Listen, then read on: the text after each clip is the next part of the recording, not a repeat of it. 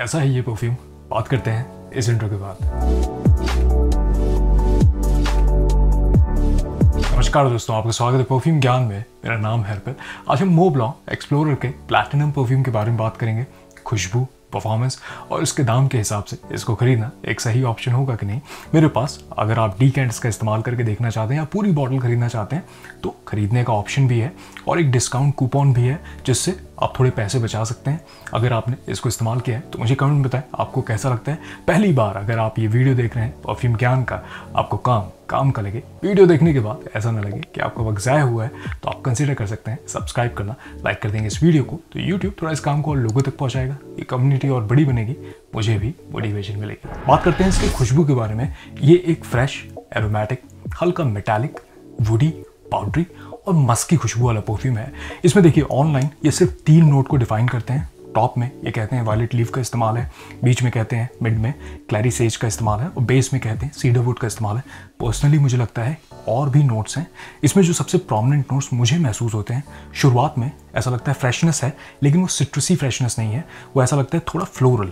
जो violet leaf का इस्तेमाल है उसकी वजह से फ्रेशनेस तो है, लेकिन थोड़ा गैसोलीन वाली खुशबू लगती है। लेकिन एग्जैक्टली डियोर जो फ़ारेनहाइट है उतना गैसोलीन नहीं लगता है, पेट्रोलियम वाली खुशबू नहीं है।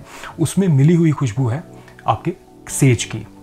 सेज की वजह से थोड़ा सा फ्लोरल एलिमेंट महसूस होता है और मुझे लगता है कि लैवेंडर का भी इस्तेमाल है। और मिड में मिली हुई खुशबू लगती है, थोड़ी सी क्रीमी खुशबू है। अब देखिए एग्जैक्टली कहना मुश्किल है कि कोकोनटी किसी नोट का इस्तेमाल है या फिर थोड़ा कैरमली खुशबू लगती है। और मेटालिक एलिमेंट लगता है सेज की वजह से है। तो शुरुआत में शार्प, फ्रेश, हर्बल, हर्बेशियस, थोड़ी ग्रीन खुशबू महसूस होती है जिसमें थोड़ा क्रीमी एलिमेंट है, थोड़ा मेटालिक खुशबू भी महसूस होती है और फ्लोरल एलिमेंट है, लेकिन फ्रेशनेस है काफ़ी। और मुश्किल से 20 से 30 मिनट के बाद ये अपने ड्राई डाउन में जाने लगता है। तो बेस में इन्होंने सीडर वुड का इस्तेमाल है, बहुत खूबसूरत खुशबू महसूस होती है। उसके साथ मुझे ऐसा लगता है कि इसमें ISO ई सुपर का इस्तेमाल है। कभी भी जब ट्रांसपेरेंट क्लीन मस्क वाली खुशबू देनी होती है किसी परफ्यूम में तो बेस में उमूमन इसका इस्तेमाल होता है।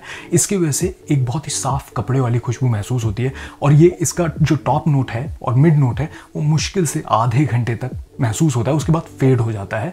फिर ये एक क्लीन पाउडरी खुशबू हो जाती है और मस्की हो जाती है, काफ़ी वुडी हो जाएगा। तो जितनी भी फ्रेशनेस है वो थोड़ा चली जाती है, लेकिन मैं ये कहूँगा कि ओवरऑल जिस तरीके से इसको ब्लेंड किया गया है खूबसूरत है। अब देखिए कुछ परफ्यूम मुझे याद आते हैं, जैसे क्रीड का जो ग्रीन आयरिश स्वीट परफ्यूम है, जिस तरीके से इसमें वायलेट लीफ का इस्तेमाल है वो सिमिलैरिटी लगती है, फ्रेशनेस भी वैसी ही लगती है। लेकिन मैं कहूँगा कि क्लोन नहीं है, इसमें और भी जो नोट्स का इस्तेमाल है थोड़ा इसको अलहदा बनाता है। और ऐसा लगता है कि डियोर का जो फ़ारेनहाइट आता है थोड़ा सा इसमें मुझे सिमिलैरिटी, बस मैं कहूँगा हल्का सा गैसोलीन वाली खुशबू लगती है, लेकिन बहुत प्रोमिनेंट नहीं। क्योंकि जब भी कभी वायलेट लीफ का इस्तेमाल होता है बर्गमॉन्ट के साथ जब मिलती है वो खुशबू, तभी वो गैसोलीन पेट्रोलियम वाली लगती है। यहाँ पे बहुत माइन्यूट सा वैसा टच है।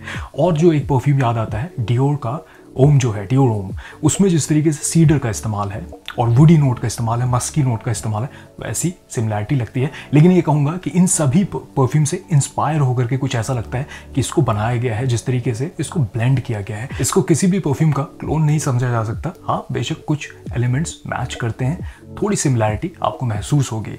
अब देखिए ये भी सवाल उठ सकता है कि ये जो मोबलॉन्क का एक्सप्लोरर आता है जो ओरिजिनल है, क्या इससे कोई सिमिलैरिटी है? नहीं, ये क्रीड के जो एवेंटस परफ्यूम है उसका ये क्लोन लगता है।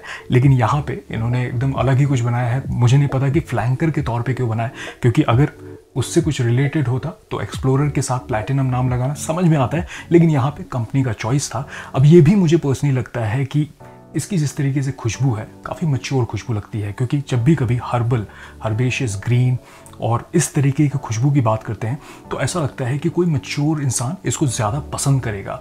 तो मुझे तो ऐसा लगता है कि ये शायद 10 साल लेट हो गए इसको रिलीज़ करने में, लेकिन ओवरऑल बड़ी ही प्लीजिंग सी, इनऑफेंसिव सी खुशबू लगती है। मुझे इसमें सोपी एलिमेंट भी महसूस होता है, ऐसा लगता है शायद एल्डेहाइड का भी इस्तेमाल है मिड में, जो कि बहुत आसान कर देता है इसको कैरी करना। तो दफ्तर के लिए अगर बहुत ही इनऑफेंसिव सी कोई खुशबू चाहते हैं तो ये एक बहुत अच्छा ऑप्शन बन सकता है। बस ये है कि कुछ भी ग्राउंड ब्रेकिंग नहीं है, कुछ बहुत यूनिकनेस नहीं है मार्केट में। ऐसी खुशबू वाले और भी परफ्यूम है। हाँ, मैं ये कहूँगा जो मास प्लीजिंग ब्लू कैटेगरी वाले परफ्यूम आते हैं, शावर जेल खुशबू वाले, उनसे अलग खुशबू है। लेकिन ये है कि कभी ना कभी आपने ऐसा कुछ एक्सपीरियंस किया होगा, क्योंकि एक पुरानी सी महक लगती है लेकिन अच्छी खुशबू है। तो अगर आपको हर्बेशियस, ग्रीन और थोड़ा सा कुछ ऐसा पसंद आता है जिसमें फ्रेशनेस, मैस्कुलिन खुशबू हो, तो ये एक अच्छा ऑप्शन बन सकता है। बात करें इसके परफॉर्मेंस के बारे में, तो इससे मुझे सॉफ्ट परफॉर्मेंस मिलती है। स्किन पे लगभग 4-5 घंटे तक ये महसूस होता है। प्रोजेक्शन इसकी काफ़ी हल्की है, मुश्किल से 1 घंटे तक ऐसा लग रहा है कि ये पता चलता है। स्किन सेंट बहुत जल्दी बन जाता है और मैं ये कहूँगा कि कपड़ों पे थोड़ा लंबा टिकता है। कपड़ों पे लगभग 8 से 10 घंटे तक, लगभग दूसरे दिन भी मेरे टी शर्ट्स पे से खुशबू आती है, लेकिन स्किन सेंट मतलब पास से आपको खुशबू लेना पड़ेगा।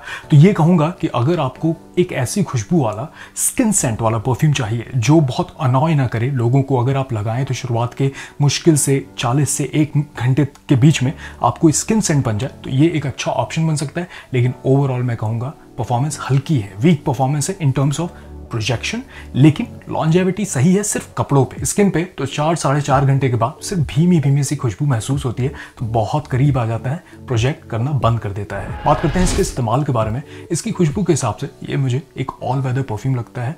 इंडोर्स के लिए बेहतर है, मैस्कुलिन, थोड़ी मैच्योर सी खुशबू लगती है, तो मैं कहूँगा 25+ है तब मुझे लगता है बेटर सूट करेगा। मैस्कुलिन है तो सिर्फ मेल के लिए मुझे लगता है कि बेहतर ऑप्शन है। वैसे खुशबू सब्जेक्टिव सी चीज़ होती है, तो कोई भी इसको कैरी कर सकता है।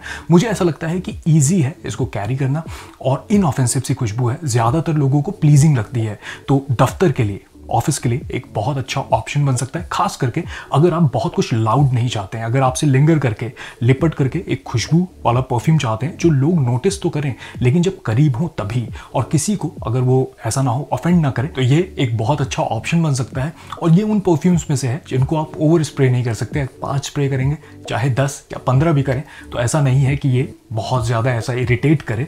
मैं इसके 5 से 6 पूरे स्प्रे करता हूँ, 2-3 स्किन पे, 2-3 ही कपड़ों पे करता हूँ। मैं यूजुअली कपड़ों पे थोड़ा ज़्यादा करता हूँ। बस ये समझे कि एक बहुत ईजी लेकिन कुछ भी आउट ऑफ द बॉक्स नहीं है, तो आपको भी अच्छा लग सकता है सराउंडिंग में, और किसी को पसंद आएगा तो नोटिस करेंगे, तारीफें भी इससे मिल सकती हैं। तो निष्कर्ष क्या निकलता है? देखिए, इसके दाम के हिसाब से लगभग 6-7 हज़ार रुपये के प्राइस रेंज में आपको इसका 100 ml मिल सकता है, जो कि मुझे पर्सनली लगता है अभी थोड़े महंगे साइड पे है, लेकिन अभी मार्केट में नया ही परफ्यूम है तो ऐसा यूजुअली होता है।